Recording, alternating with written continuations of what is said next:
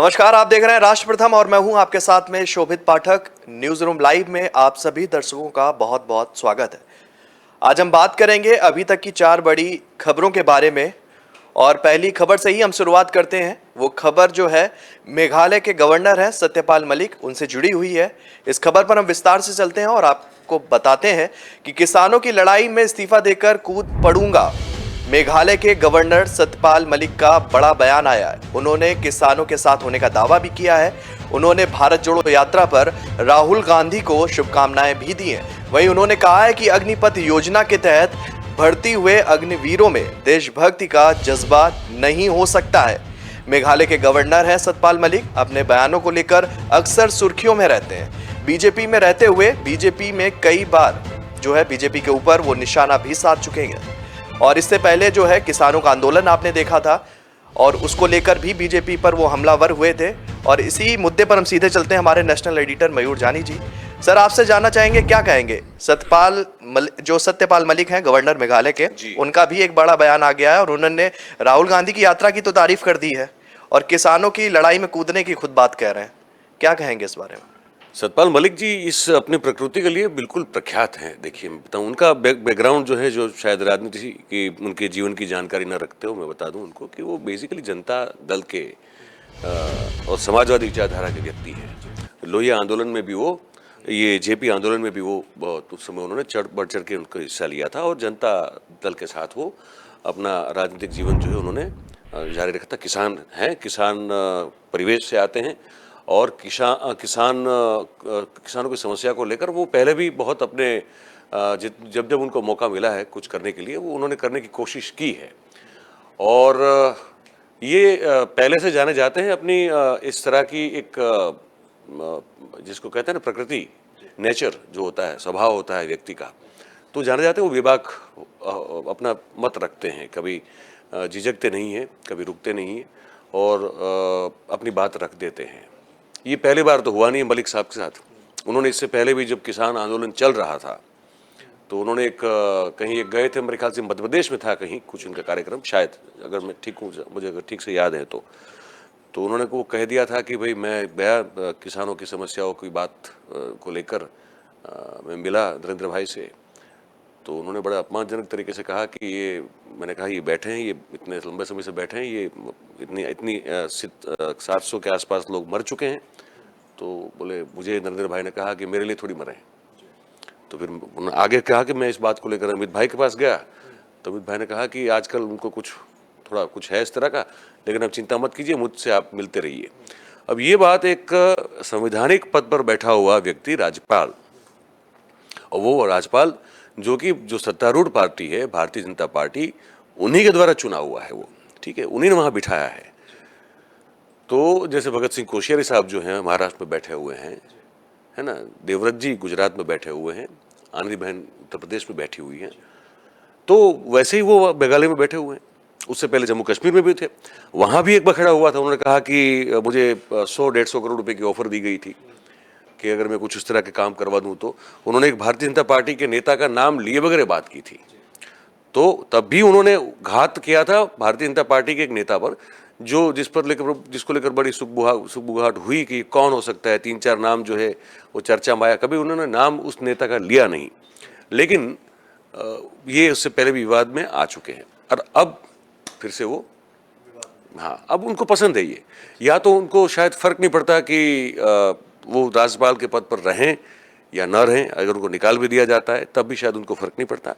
और ये एक चीज़ ये भी बताता है कि उनकी राजनीतिक महत्वाकांक्षा जो है वो बहुत तीव्र है, मतलब कि वो चाहते हैं कि कुछ न कुछ ऐसा होता रहे और मैं एक मेन फ्रेम जो बनती है नेशनल पॉलिटिक्स की, मैं उसमें कहीं ना कहीं दिखता रहूं और इससे आगे अगर ये निकाल देते हैं तो मैं कुछ और पकड़ लूं, पर कुछ करूं तो अपना, अब हर एक का अपना होता है कि मैं कुछ करता रहूं, मुझे कुछ लोग सुनते रहें, जानते रहें और राजनीतिक जीवन जो है वो चर्चा में रहना चाहिए। एक चीज़ और आपसे समझना चाहता हूँ, क्योंकि मैं खुद इस चीज़ पर नहीं क्लियर हो पाता हूँ कभी कभी।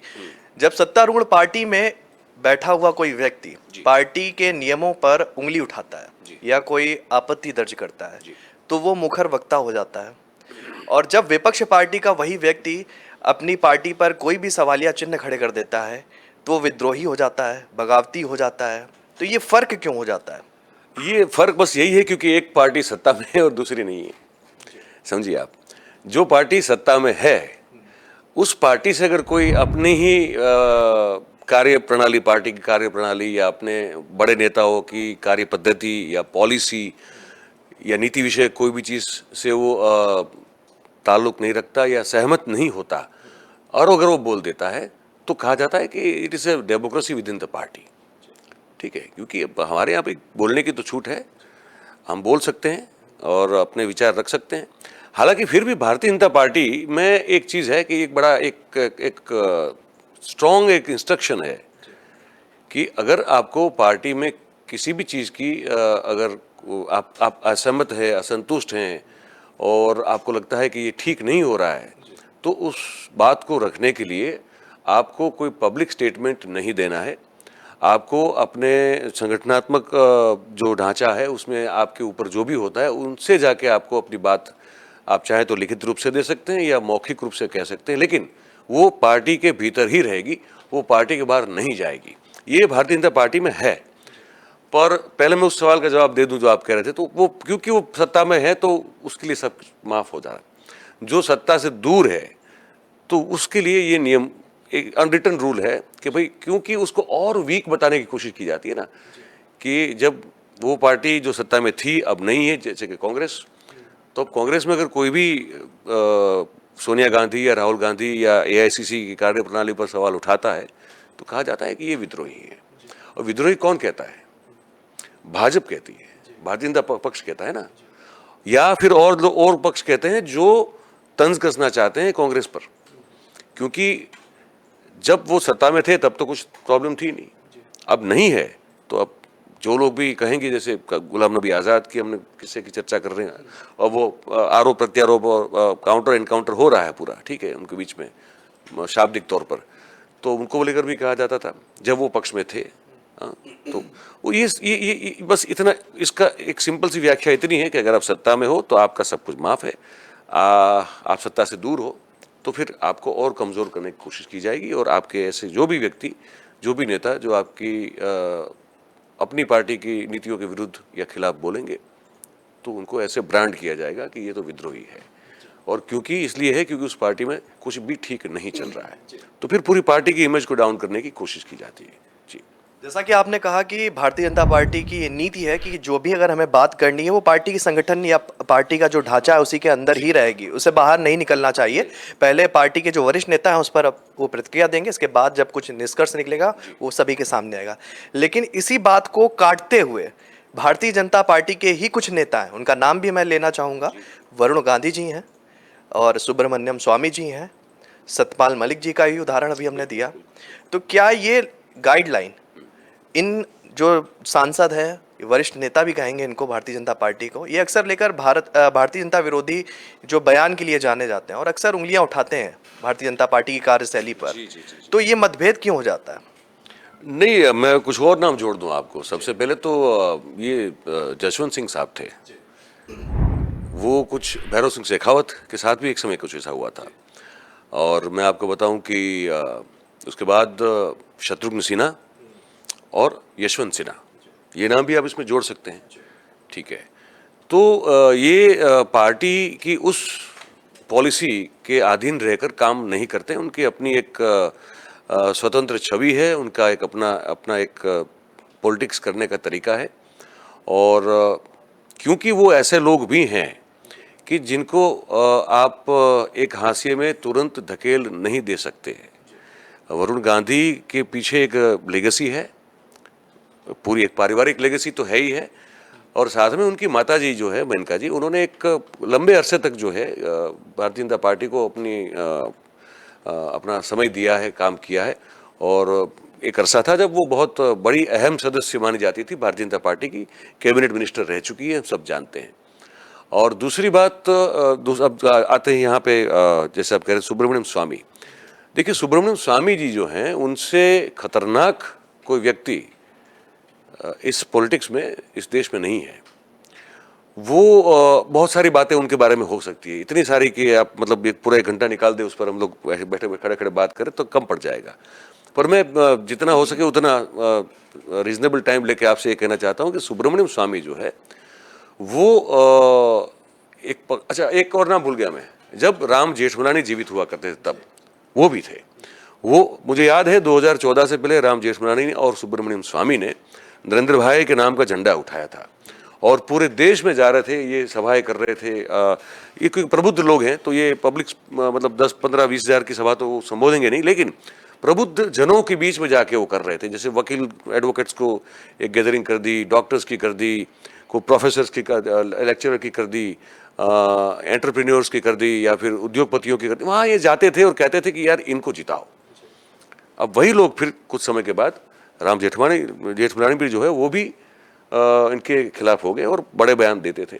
स्वामी भी उनको पहले उनका झंडा उठा के चलते थे, आज वो उनकी पॉलिसी के खिलाफ बातें करते हैं। व्यक्तिगत तौर पे नहीं करते टिप्पणी, लेकिन जब हमको सबको याद होगा अरुण जेटली तो सदगत हैं, पर जब तक वो जीवित थे लगातार हमले होते थे कि क्यों इनको फाइनेंस मिनिस्टर बना के रखा हुआ है, जिसको जो एडवोकेट है, वकील है, उसको आपने ये मंत्रालय दे दिया, क्योंकि वो खुद चाहते थे कि वो बने और वो एम्बिशन उन्होंने अपनी कभी छुपाई भी नहीं है।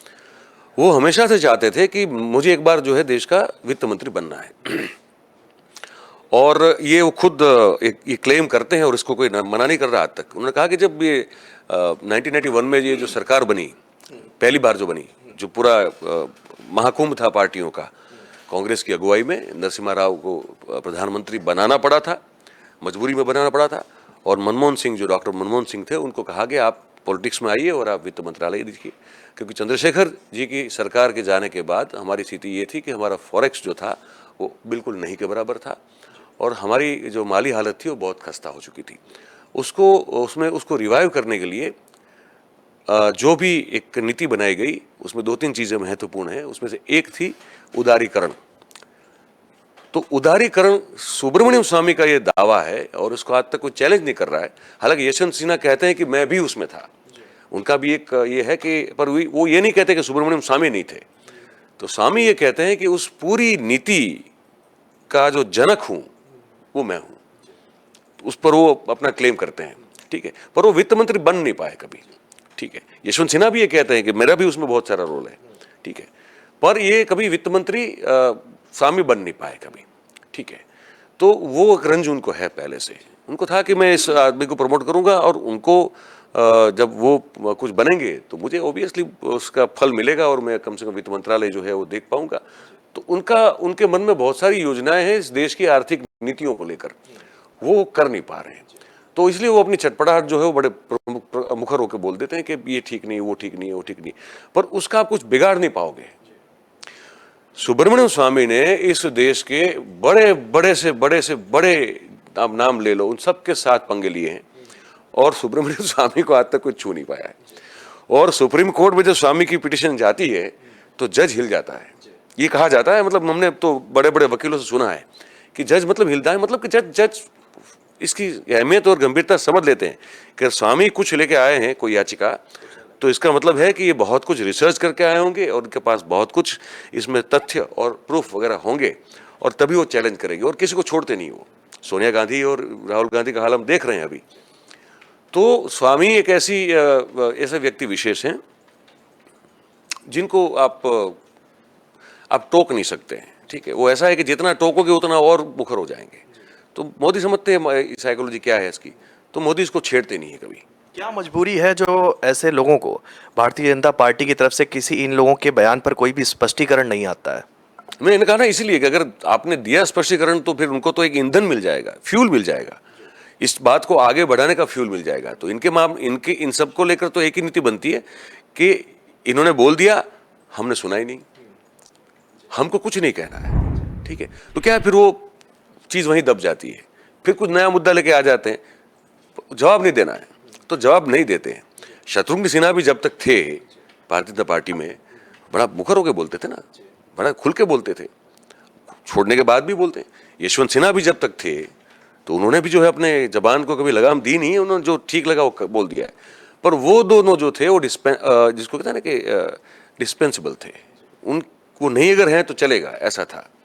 तो उन्होंने छोड़, तो उनको जाने, उनको दोनों को मतलब निकाला ऐसा नहीं है, लेकिन दोनों को उस तरह से किनारे कर दिया कि उनको लगा कि अब हमारा कोई यहाँ पे रोल बनता नहीं, तो वो दोनों चले गए पार्टी छोड़ के। ठीक है, स्वामी को कोई फर्क नहीं पड़ता है, आप निकाल दो तो उनको और मजा आ जाएगा, वो और जो है अपना रौद्र स्वरूप धारण कर लेंगे।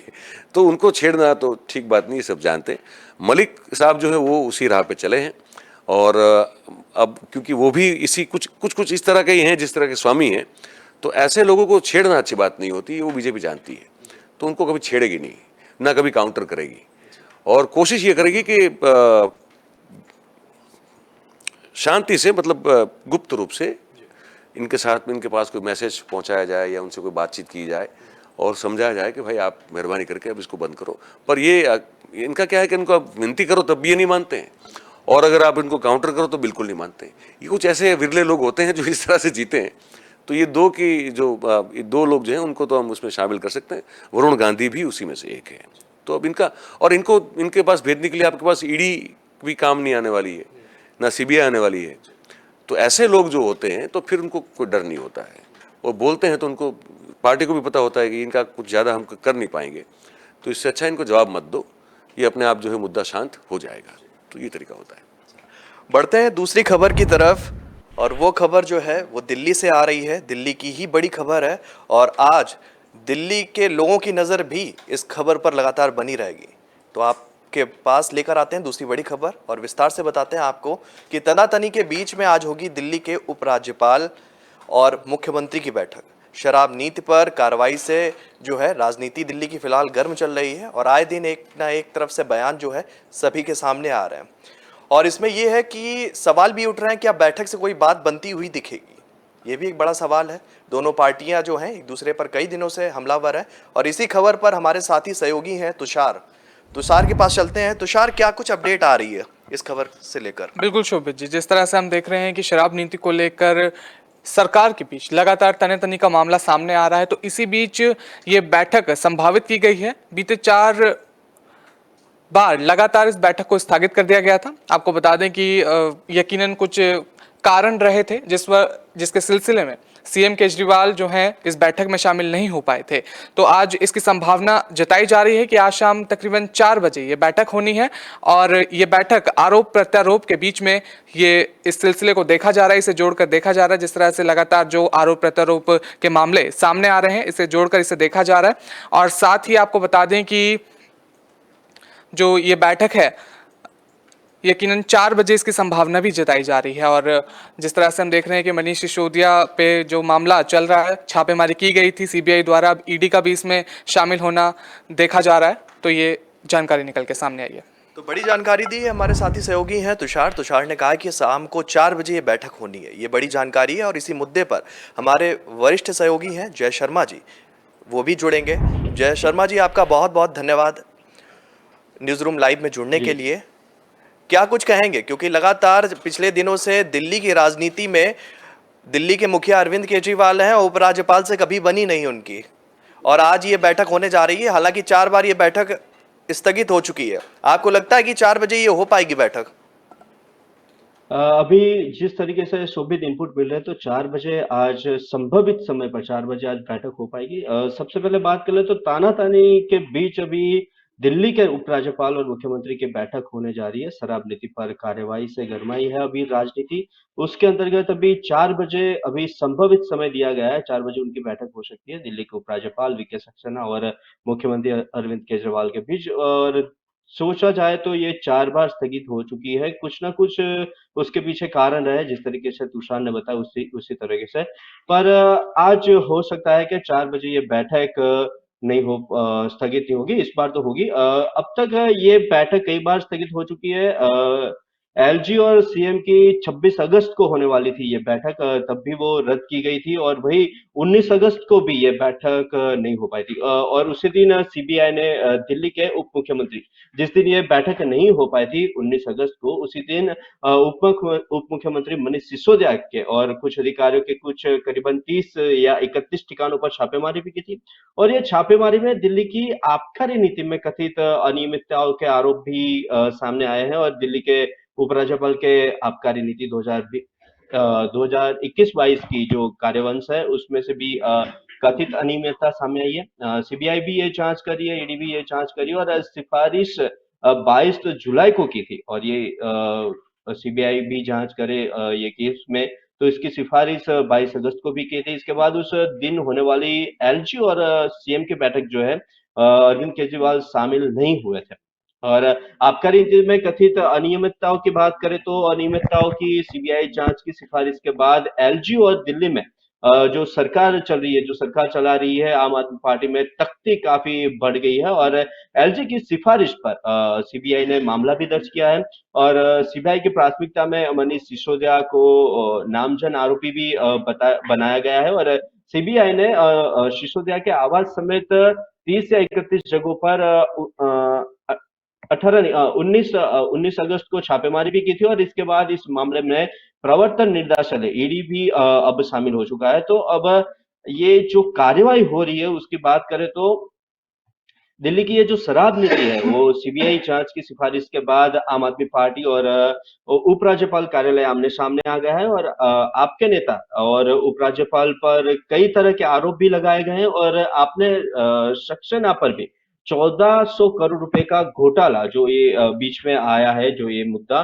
घोटाले का आरोप भी लगाया। उसका आरोप है कि 2016 में खादी व ग्रामोद्योग आयोग का भी अध्यक्ष रहते कथित रूप से वह घोटाला किया गया था और बीच बीच में कई घोटाले की भी बात भी हो रही है, आरोप प्रत्यारोप भी होंगे और ये जो छापेमारी और वो सब चल रहे थे उसके ऊपर मनीष सिसोदिया ने भी कहा था कि मैंने ईमानदारी से काम किया है और कहीं कुछ नहीं निकलेगा और जिस तरीके से ये प्रवर्तमान जो छापेमारी चल रही थी उसमें से अभी तक कुछ इतना ठोस सबूत कुछ सामने आया नहीं है। तो यानी मनीष सिसोदिया जी ने कहा है कि मैं ईमानदारी से काम किया है और कहीं कुछ नहीं निकलेगा। तो ये मुझे लगता है उस तरीके से अभी तक कुछ नहीं निकला क्योंकि बहुत दिनों से ये छापेमारी चल रही है तो कुछ ना कुछ तो उसमें से निकलता है। जैसे हमने पिछले भी कई केसेस देखे हैं जिसमें सीबीआई और ईडी जो छापेमारी करती है उसके बाद जो कार्रवाई होती है उससे कुछ ना कुछ 1-2 दिन में कुछ ना कुछ रिपोर्ट्स आती है, कुछ ना कुछ ब्रेकिंग्स आते हैं पर बहुत टाइम से ऐसा कुछ बाहर नहीं आया। तो शायद मुझे ऐसा लग रहा है कि अगर मनीष सिसोदिया ने इतने दमदार तरीके से कहा है कि मैंने ईमानदारी से काम किया है और कहीं कुछ नहीं निकलेगा तो वो शायद सच भी हो सकता है। और ईडी की सूत्रों की बात करें तो ईडी के सूत्रों के मुताबिक एफआईआर में दर्ज आरोपी विजय नायर और बहुत सारे नाम है समीर महेंद्रू आबकारी नीति के निर्धारक और लागू कराने और गड़बड़ियों में शामिल थे। ऐसे बहुत सारे आरोप प्रत्यारोप हो रहा है और आरोपी अरुण रामचंद्र पिल्ले और विजय नायर के माध्यम से समीर महेंद्रू से भी आरोपी अधिकारियों को पैसा पहुंचाने का काम करता था। ऐसे बहुत सारी बातें अभी आई है सामने और देखा जाए तो आज जो मीटिंग होगी उसमें से भी बड़े खुलासे कुछ ना कुछ तो बड़ा सामने आएगा ऐसा लग रहा है। अगर वो 4 बजे मीटिंग होती है तो शोभित अगर ये सबके सामने अभी भाजपा का रिएक्शन देखा जाए तो भाजपा विधायकों ने भी सीबीआई को एक लेटर भी लिखा था और आबकारी नीति घोटाले की जांच मांगी थी और राजधानी के भाजपा विधायकों ने केंद्रीय जांच ब्यूरो यानी सीबीआई के निर्देश को भी पत्र लिखकर दिल्ली सरकार के कथित आबकारी घोटाले की भी अधिक व्यापक और गहन जांच करने के लिए भी कहा था। यानी आप देख सकते हो कि शोभित बहुत टाइम से ये लिकर पॉलिसी को लेके बीजेपी और कांग्रेस आमने सामने कांग्रेस ने भी कई बार लिकर पॉलिसी को लेके बयान दिया है। आप भी अभी उसको बहुत आक्रामकता से ले रही है और आज की बात करें तो आज मुझे एक्चुअल में आइडिया नहीं है कहाँ पर अभी बीजेपी के कुछ कार्यकर्ता प्रोटेस्ट कर रहे हैं ये लिकर पॉलिसी को लेके। तो अभी ये प्रोटेस्ट भी चल रहा है और आज 4 बजे अगर हो जाएगी मीटिंग तो मीटिंग से क्या सूझ निकलेगा वो तो आने वाले वक्त पे ही पता चलेगा। जी शोभित। बहुत बहुत धन्यवाद आपका हमारे साथ जुड़ने के लिए। तीसरी खबर का रुख कर लेते हैं। केशव प्रसाद मौर्य को ऑफर देकर चौतरफा घिर गए हैं अखिलेश यादव और अब चाचा शिवपाल यादव की भी एंट्री हो गई है और शिवपाल यादव की नाराजगी जग जाहिर है अखिलेश यादव से और उन्होंने इस बात को लेकर जो है अखिलेश यादव पर निशाना भी साध लिया है। चुनाव के बाद से अखिलेश और शिवपाल के बीच लगातार दूरियां बढ़ती हुई दिख रही हैं और वो जग जाहिर है, वो किसी से छुपी नहीं है और इस बीच में इस खबर का रुख कर लेते हैं, हमारी साथी सहयोगी हैं मानसी। मानसी, क्या कुछ अपडेट है? क्योंकि लगातार जिस तरीके से उत्तर प्रदेश की राजनीति में जो है विधायकों की ऑफर देने की बात पर आरोप प्रत्यारोप भाजपा की तरफ से लग रहे थे और इधर समाजवादी पार्टी ने लगाए थे, और समाजवादी पार्टी के ही वरिष्ठ चेहरा कहेंगे, हालांकि वो अब इनकी प्रगतिशील समाजवादी पार्टी है, मुखिया है शिवपाल यादव, उन्होंने अखिलेश यादव को घेर लिया। क्या कुछ कहेंगे? जी बिल्कुल, आपने सही कहा कि इस समय विधायक पर आरोप प्रत्यारोप का दौर चल रहा है। इसी के साथ मैं आपको बताना चाहूंगी, इन दिनों बीजेपी और सपा के बीच आरोप प्रत्यारोप का दौर चल रहा है। कभी अखिलेश यादव जो कभी बयान देते हैं, वो बोलते हैं केशव प्रसाद मौर्य से कि आप 100 विधायक लेके आइए, मैं आपको मुख्यमंत्री बना दूंगा। लेकिन इसी पर अब जो शिवपाल यादव है, जो उनके चाचा हैं, उन्होंने बयान दिया। उन्होंने कहा कि कभी अखिलेश यादव ने अपने चाचा से तो नहीं कहा कि आप 100 विधायक लेके आइए।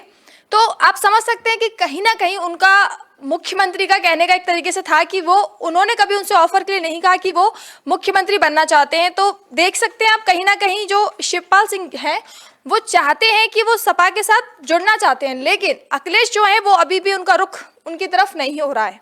जी, इस खबर में हमारे साथ जुड़ने के लिए मानसी बहुत बहुत धन्यवाद। इसी खबर का रुख करेंगे, हमारे वरिष्ठ सहयोगी हैं जिगर पांड्या जी। जिगर पांड्या जी को जोड़ने की हम कोशिश कर रहे हैं और उनसे भी जानेंगे, क्योंकि लगातार जो समाजवादी पार्टी है वो अंदरूनी कलह का शिकार हो रही है, और उस कलह में सबसे बड़ा अगर नाम लिया जाएगा तो वो शिवपाल यादव का है। क्या कुछ कहेंगे जिगर पांड्या जी? ये चाचा भतीजे की जो तू में हम बोलेंगे, वो 2017 के बाद सामने आई थी। 2017 में विधानसभा चुनाव जब उत्तर प्रदेश में समाजवादी पार्टी हार चुकी थी, और उसके बाद जो ये चाचा भतीजे की राजनीति पूरा यूपी नहीं, अब तो पूरा देश देख रहा है। शोभित, एक बात बता दे कि 2017 के पहले जब मुख्यमंत्री थे अखिलेश यादव, तब भी कुछ ना कुछ मुद्दे पे उन लोगों की तू में हो जाती थी, लेकिन मुलायम सिंह यादव को साइड ट्रैक हो जाने के बाद ये तू में सामने आई है। और 2017 के चुनाव हार जाने के बाद तो दोनों के बीच में अच्छी बनती नहीं थी और उन्होंने अलग पार्टी बना दी थी। अब बात वो है कि 2022 में फिर से समाजवादी पार्टी के साथ वो अपनी पार्टी का गठबंधन लिए साथ में चले थे, और 2022 में अच्छा जो चुनाव का परिणाम था वो भी मिला था, लेकिन इतना अच्छा तो नहीं मिला कि सत्ता स्थान पर पहुंच सके। 2000 और इस बार की जो चुनाव हुआ उसमें भी अखिलेश यादव मुख्यमंत्री बन चुके हैं। केशव प्रसाद मौर्य जो है उनके ऊपर अखिलेश जो है वो कभी भी कुछ भी बोल देते हैं। इस बार तो ये जो बताया कि आप 100 विधायक लेके आ जाइए, आपको हम मुख्यमंत्री बना लेंगे, तो ये बात में बोल तो डाली उन्होंने, लेकिन ये बात होने वाली नहीं है, क्योंकि केशव प्रसाद मौर्य जो है उनकी एक छवि अलग है, और भारतीय जनता पार्टी के संगठन से लेके अभी उप मुख्यमंत्री तक की उन्होंने सफर जो की है, तो वो उनके विचारधारा जो है वो छोड़ने वाले नहीं है। लेकिन ये एक चुटकी ले ली है अखिलेश ने। दूसरी तरफ ये जो शिवपाल यादव उनके चाचा जो है वो भी ये मामले में कूद पड़े हैं कि मुझे तो कुछ बोला नहीं है तो मैं क्यों। तो ये बात वो है कि इसके पहले भी जब राष्ट्रपति चुनाव हुए थे और समाजवादी पार्टी ने जब यशवंत सिन्हा को उनके उम्मीदवार के तौर पर सपोर्ट किया था, तब भी उनकी नाराजगी सामने आई थी।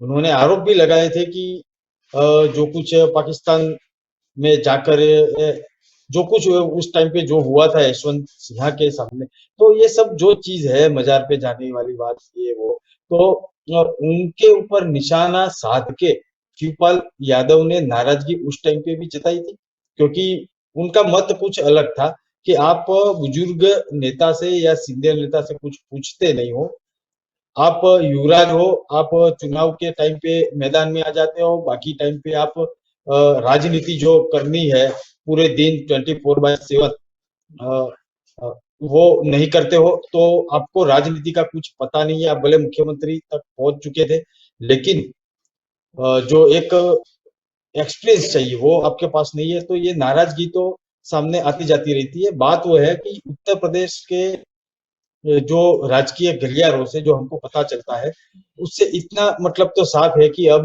जो परिवारवाद मुक्त जो स्थानीय पार्टियां है, उसको करने की जो मुहिम वड़ा प्रधान नरेंद्र मोदी ने छेड़ रखी है, उसमें ये निशाना है, समाजवादी पार्टी भी निशाने पे है। शिवपाल यादव कहीं ना कहीं अ, उससे अलग हो चुके हैं समाजवादी पार्टी से, और परिवारवाद की जो राजनीति है उससे तो अलग अपना अलग पक्ष बना लिया है, लेकिन ये कहीं ना कहीं इशारा कहीं से और होता है और बोलने का कुछ और होता है। बात वो है कि मायावती भी आजकल हादसे में हो चुकी है। सपा भले 2 डिजिट में सीट अपनी लेके आई है, फिर भी सत्ता स्थान पर पहुंची नहीं है। योगी का बुलडोजर वहीं पे चला था, हम सबने देखा हुआ था। तो अभी ये जो चाचा भतीजे वाली जो राजनीति है, तू मैं है, वो आने वाले दिनों में और भी हम देखेंगे अलग अलग मुद्दों पे। कुल मिला के ये यूपी का मामला है तो यूपी तक सीमित नहीं रहेगा, अलग अलग पार्टी जो है अलग अलग राज्यों में जो परिवारवाद के साथ चलती है, वहां पर भी यही होने वाला है, वो भी हम देखेंगे सर। जी बिल्कुल। इसी खबर का एक दूसरा पहलू है, और दूसरे पहलू में हम बात करेंगे कि अखिलेश यादव जो है लगातार कुछ दिनों से ही कहेंगे, उनकी बयानबाजी जो है सभी राजनीतिक जो वो उनके विपक्षी खेमे के लोगों को मानते हैं। हालांकि वो विपक्षी खेमा आज से पहले कुछ दिन नहीं था, कुछ दिन पहले लोकसभा चुनाव में, और उस खेमे की हम बात कर रहे हैं, वो है बसपा, बहुजन समाज पार्टी, और उसकी सुप्रीमो है मायावती। उनको लेकर अभी तक अखिलेश यादव की कोई भी प्रतिक्रिया सामने नहीं आई थी, लेकिन कल उन्होंने मायावती को भी आड़े हाथों लिया। उन्होंने कहा कि मायावती जो है वो लगातार उत्तर प्रदेश में अस्तित्व को खो रही है, और अस्तित्व के नाम पर उनकी एक सीट, इसका भी उन्होंने जिक्र किया। और उन्होंने ये सीधा आरोप लगाया मायावती जी के ऊपर कि भारतीय जनता पार्टी जो कहती है उसी के इशारे पर मायावती चल रही है। और इसी मुद्दे पर हम सीधे चलेंगे हमारे नेशनल एडिटर मयूर जानी जी। सर, क्या कुछ कहेंगे? बीजेपी की तरफ से जो है आरोप, जो कह सकते हैं समाजवादी पार्टी की तरफ से कहा, ऑफर दिया गया बीजेपी को, राजनीति यहां से शुरू हुई कि आप जो है 100 विधायकों को लेकर आ जाइए, केशव प्रसाद मौर्य, और आपको हम मुख्यमंत्री बना देंगे। फिर इसका पलटवार अभी देखा, शिवपाल जो यादव हैं उनकी तरफ से भी आया कि आप हमसे बोलते कि 100 तो हम लेके आते, मतलब इच्छा मुख्यमंत्री की बनने की उन्होंने भी जाहिर कर दी। और इसी को लेकर जो है अब मायावती पर उन्होंने हमला बोल दिया है, रुख दूसरा है, और मायावती को उन्होंने बोला कि जो बीजेपी कहती है उस हिसाब से जो है मायावती उत्तर प्रदेश में अभी काम कर रही है। क्या कुछ कहेंगे? देखिए, यहाँ फिर से उन्होंने जो है एक तीर से दो निशान साधने की कोशिश की है। ये क्योंकि चाचा हैं तो चाचा को सीधा नहीं कहना चाहते हैं, मतलब उनका एक जो सूचितार्थ निकलता है वो ये है कि चाचा आप भी बीजेपी के कहने पर ही सब कुछ करते हो। बीजेपी की जो सूचना होती है, जो आपको इंस्ट्रक्शन मिलती है, आप उसी पर काम करते हो, और इसीलिए एक बीजेपी का प्रॉक्सी बन के आप हम पे हमला कर रहे हो, क्योंकि आप चाचा है तो हम आपको सीधा कुछ कह नहीं सकते। एक तो इसका मतलब ये निकलता है। दूसरा ये है कि मायावती जिस तरह से पिछले चुनाव में मायावती ने एक तरह से आप देख लीजिए कि बिल्कुल सक्रियता उस तरह से दिखाई नहीं चुनाव में। उम्मीदवार रखे खड़े, लेकिन ज़्यादातर उस तरह से रखे गए कि जिसमें समाजवादी पार्टी को नुकसान हो या तो उनको तकलीफ हो। तो ये सब तब भी आरोप प्रत्यारोप चल रहे थे, और ये भी बात हो रही थी कि भाई मायावती जो है वो भारतीय जनता पार्टी की सूचना पर, उनके इंस्ट्रक्शन पर काम कर रही है। और तब भी मायावती इस मामले में कुछ बोल नहीं रही थी, अभी भी कुछ बोल नहीं रही है। वास्तविकता अभी ये बिल्कुल सच है कि मायावती एक तरह से निष्क्रिय हैं। मायावती का आप देखिए पब्लिक अपीयरेंस, आपको लास्ट कब हुआ था आपको याद भी नहीं होगा। वो बाहर निकलती हुई दिखाई देती नहीं है, लोगों से मिल नहीं रही है, और कार्यकर्ता जो है पार्टी के वो भी आपको देखें तो निराश नज़र आते हैं, क्योंकि कोई ना कार्यक्रम हो रहे हैं। अब चुनाव में सब देखिए, हर पार्टी चुनाव 2024 की तैयारी में अभी से लगी हुई हैं। आप बताइए कि मायावती जी की पार्टी या मायावती जी क्या कर रही हैं? तो ये एक बात है, इसमें बहुत बड़ा मजबूत तर्क है जो सच के करीब लगता है कि ये कहीं ना कहीं दबी हुई हैं, कहीं ना कहीं डरी हुई है। अखिलेश ने तो ये भी कहा ना कि वो बंद है, बंद है, जेल में बंद है, ये कहा अखिलेश जी ने। तो उनका मतलब यही है कहना कि वो एक जो भारतीय जनता पार्टी के द्वारा एक जो दायरा उनका जो है अर्जित कर दिया गया है, उसी में उनको रहना है, उससे आगे निकलना नहीं है। तो जब तक मायावती जी का राजनीतिक उपयोग भारतीय जनता पार्टी करना चाहेगी, जितना करना चाहेगी, वो जब गन्ना होता है निचोड़ते हैं उसको, तो जितना निचोड़ सकते हैं निचोड़ ले। फिर जब वो बिल्कुल उसमें रस रहता नहीं है तो उसको फिर कूड़े में फेंक दिया जाता है। तो अब मायावती उस कोशिश में है कि वो ऐसा गन्ना बन के रहे जिसमें से बहुत लंबे अरसे से रस निकलता रहे, मतलब उसको फेंक ना दिया जाए, क्योंकि उनके पास उनकी वोट बैंक अभी भी है। उस पर वो काम नहीं कर रही। उसके बहुत सारे ये कारण बताए जाते हैं कि भाई उन पर आर्थिक मामलों में कभी भी जो है वो इरेगुलरिटीज जिसको कहते हैं, उसको लेकर कोई कार्रवाई कभी भी हो सकती है और अर्जित भी है वहाँ पे। तो एक डर होता है एक आदमी को, इतनी लंबी और जिस पृष्ठभूमि से वो आती हैं, जो संघर्ष करके वो जहाँ पहुँची है, उसमें बहुत सारी सिद्धियाँ भी हासिल की उन्होंने, पर बहुत सारी उन्होंने गलतियाँ भी की है। तो उस गलतियों का भुगतान अब जाके इस उम्र में करना ना पड़े, वो डर रहता है हर किसी को। तो ये कारण हो सकता है कि वो अब इतना सक्रिय नहीं दिखती है, वो उसी दायरे में रहती है जहाँ उनको बोला गया है। और अखिलेश ने इस पर निशाना साधा क्योंकि उनके लिए ज़रूरी है। अभी से अगर 2024 के चुनाव को लेकर उनको तैयारी करनी हो तो वहाँ के दो ही बड़ी प्रमुख पार्टी हुआ करती थी जो प्रादेशिक थी, बसपा और सपा, ठीक है।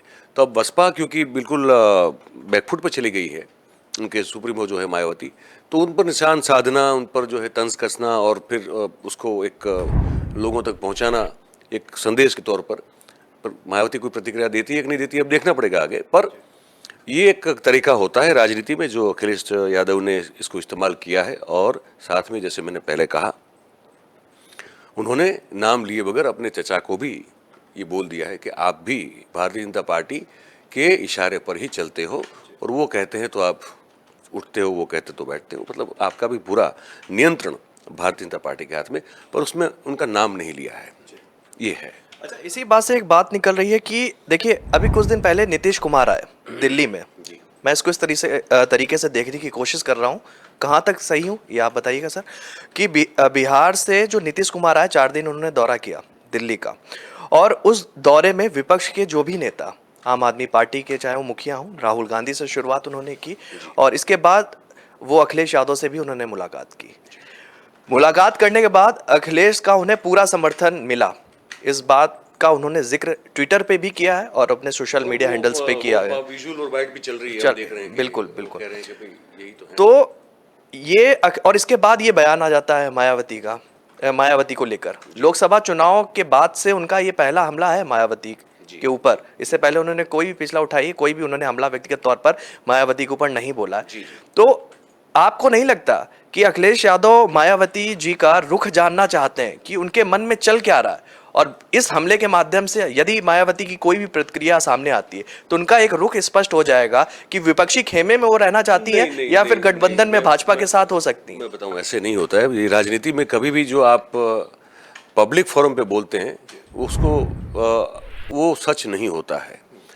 वो अगर कुछ बोल भी दें, समझ लो कोई रिएक्शन उनका आ जाए, कोई प्रतिक्रिया आ जाए, तो वो बिल्कुल ज़रूरी नहीं है कि वो उनका सही में उस तरह का ही मानना है। वो जवाब जो होते हैं वो उस तरह के होते हैं जो सिर्फ काउंटर करने लिए जाते हैं। सही मंशा क्या है, सही अंदर से वो क्या सोच रही हैं, या कोई भी व्यक्ति सोच रहा है जो राजनीति में होता है, वो पब्लिक फोरम में या कभी काउंटर आंसर में ये बात कभी वो नहीं कहता जो वो कहना चाहता है। तो वो तो मकसद नहीं हो सकता। अखिलेश जानते हैं, वो भी अब तो सीजन पॉलिटिशियन हो चुके हैं, तो जानते हैं कि ऐसा नहीं होता। और कई बार सच बोलते हैं लोग, लेकिन उस सच बोलने के पीछे की भी जो एक उनकी स्ट्रेटेजी होती है वो कुछ अलग होती है। इस पूरे मामले में जब इन्होंने अब हमला कर दिया है, तब मुझे नहीं लगता कि अगर मायावती का कोई जवाब आएगा भी तो वो जवाब होगा जो सही में सच होगा, वो ज़रूरी नहीं है। जी। शिवपाल सिंह यादव जो है वो जब समाजवादी पार्टी विधानसभा चुनाव हुआ था तो मुलायम सिंह का जो रथ था उसमें वो बैठे हुए दिखे थे। अखिलेश यादव राइट साइड थे, वो लेफ्ट साइड थे, और इसके बाद से कयास लगाए जाने लगे थे कि अब जो है प्रगतिशील समाजवादी पार्टी जो है वो सपा में उसका विलय हो गया है, अब ये मजबूती के साथ खड़े रहेंगे अखिलेश यादव के साथ में। लेकिन जिस तरीके से अभी पिछले दिनों राजनीतिक घटनाक्रम जो बदला है उसमें फिर से चाचा साइड लाइन हो गए हैं, ओम प्रकाश राजभर भी साइड लाइन हो गए हैं, और इन दोनों नेताओं ने राष्ट्रपति चुनाव में द्रौपदी मुर्मू के समर्थन में मुलाकात की थी, और तब से ही राजनीतिक जो है गतिरोध वो बढ़ता गया। आपको क्या लगता है, समाजवादी पार्टी के तौर पर पहचान रखने वाले प्रगतिशील समाजवादी पार्टी के मुखिया शिवपाल यादव क्या वापस समाजवादी पार्टी में विलय के दायरे पे या रास्ते पे चलते हुए दिखेंगे, या फिर उन्होंने अपना दायरा ही बिल्कुल अलग कर लिया है? नहीं, एक बात मैं कहना चाह रहा हूँ जिसको लेकर मैंने बहुत सारा ऑब्जर्वेशन किया है। बड़े बड़े बुद्धिमान लोग जो राजनीति में कहे जाते हैं, जो बड़े मैच्योर माने जाते हैं, और कहीं ऐसी जीत उनके स्ट्रेटजी को लेकर दर्ज की होती है जो इतिहास में अपनी जगह बनाती है, वैसे वो लोग भी कई बार बहुत छोटी छोटी बातों में गलतियां कर देते हैं। राजनीति में एक चीज़, हालांकि जीवन के हर एक पहलू में, सिर्फ राजनीति नहीं लेकिन पर्टिकुलरली अगर राजनीति की बात करें तो एक चीज़ बड़ी महत्वपूर्ण है, एक एलिमेंट आप में बहुत महत्वपूर्ण रूप से होना चाहिए। वो एलिमेंट है शोभित भाई धैर्य, और धैर्य के साथ संघर्ष। आप देखिए कि भारतीय जनता पार्टी जो पहले जनसंघ हुआ करती थी, जनसंघ के बाद वो 1980 में भारतीय जनता पार्टी के तौर पर प्रकट हुई। पहली बार जब सत्ता में आई थी 1996 में, फिर 13 दिन में वो चला गया, फिर 13 महीना चला, फिर 4.5 साल चली वो सरकार, मतलब टर्म पूरी की। चुनाव उन्होंने जल्दी कर दिए जो पहली बार सत्ता में आई थी, पर अपने अकेले बूते पर नहीं आई थी। मैं ये कहना चाहता हूँ कि भारतीय जनता पार्टी बनी 2080 में, और अपने बलबूते पर वो केंद्र में सत्ता में कब आई? 2014 में आई। आप साल गिनिए, 34 साल होते हैं।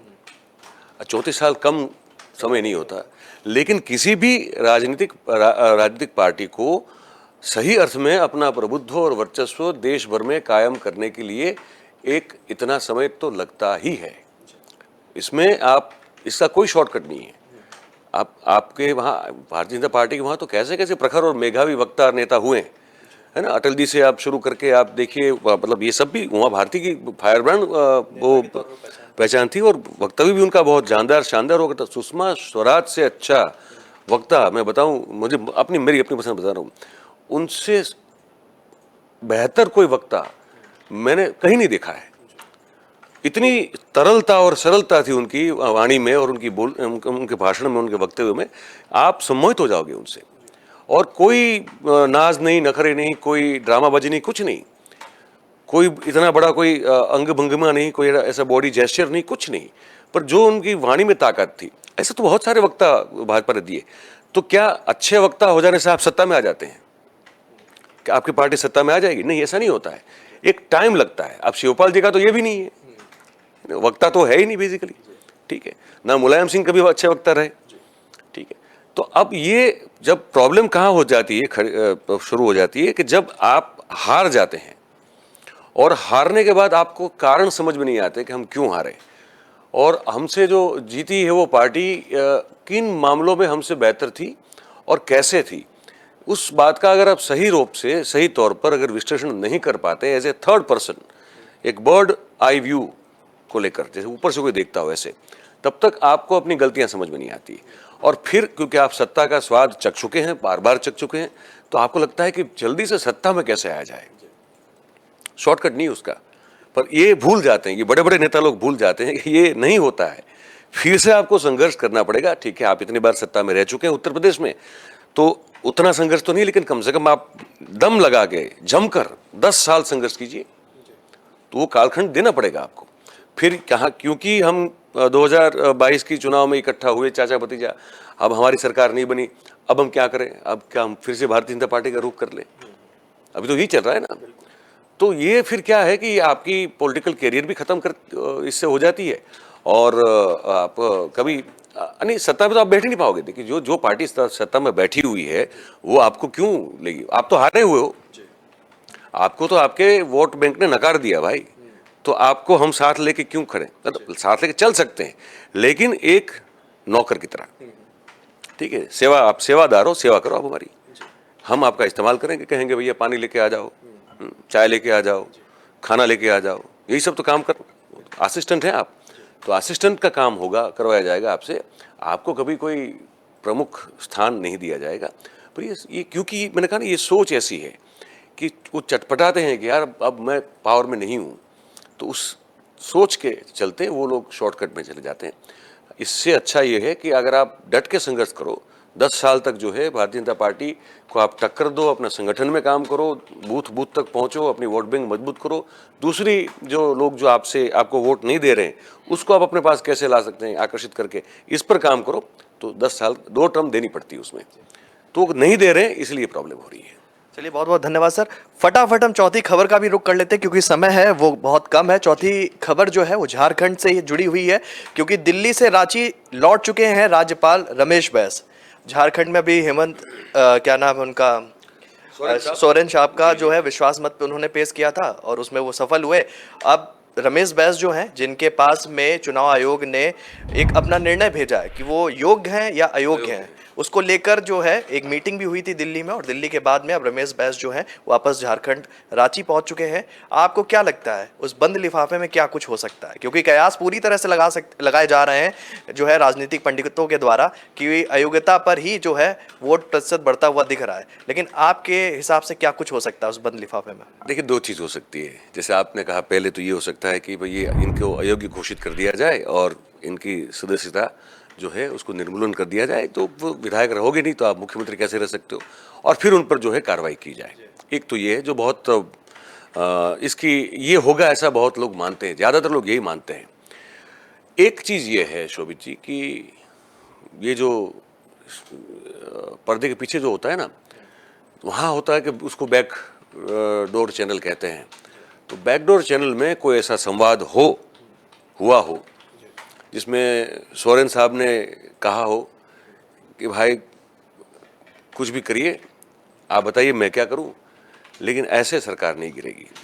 तो हो सकता है कि ऐसा कुछ समाधान निकला हो और उस समाधान के चलते फिर ऐसा कुछ फैसला लिया गया हो, कुछ कमिटमेंट लिए गए हो उनसे। अगर ये सदस्यता रद्द नहीं होती है तो मैं उसकी बात कर रहा हूँ। तो हेमंत सोरेन साहब ने कुछ ऐसे कमिटमेंट उनको देने पड़े होंगे जिसके चलते वो अभी तो सत्ता में बने रहेंगे शायद, लेकिन फिर आने वाले चुनाव में, फिर वो चाहे वो स्टेट का हो या लोकसभा का हो, तो उनको जो है करबद्ध होकर फिर जो उनको सूचना मिलेगी उसी का पालन करना पड़ेगा। चाहे वो अपनी पार्टी चलाते रहें, लेकिन वो फिर स्वतंत्र नहीं रहेंगे। अगर कोई ऐसा समाधान हुआ है, कोई कॉम्प्रोमाइज़ हुआ है तो, अदरवाइज उनका जाना, ज़्यादातर लोग ये मानते हैं कि उनको हटा देना, क्योंकि पार्टी, बीजेपी का एक सबसे बड़ा ये है ना, ये जो नरेंद्र भाई की अगुवाई में जो पार्टी चलती है, उस पार्टी का और उस सोच का ये है कि वहाँ आप अपने विरोधियों को जगह नहीं देते, आप इसको सांस लेने की जगह नहीं देते, उसको आप बिल्कुल पकड़ते हो और ख़त्म करते हो। तो वो अब देख रहे हैं, इतने सालों से हो रहा है, बहुत सारे लोगों का हाल होता हुआ देखा है हमने। तो हमको भी ये लग रहा है कि इनकी सदस्यता रद्द कर दी जाएगी, पर अगर नहीं हुई तो फिर कुछ तरह का कॉम्प्रोमाइज़ आप समझ लें कि हुआ होगा। जी, तो ये बहुत बहुत धन्यवाद सर हमसे जुड़ने के लिए।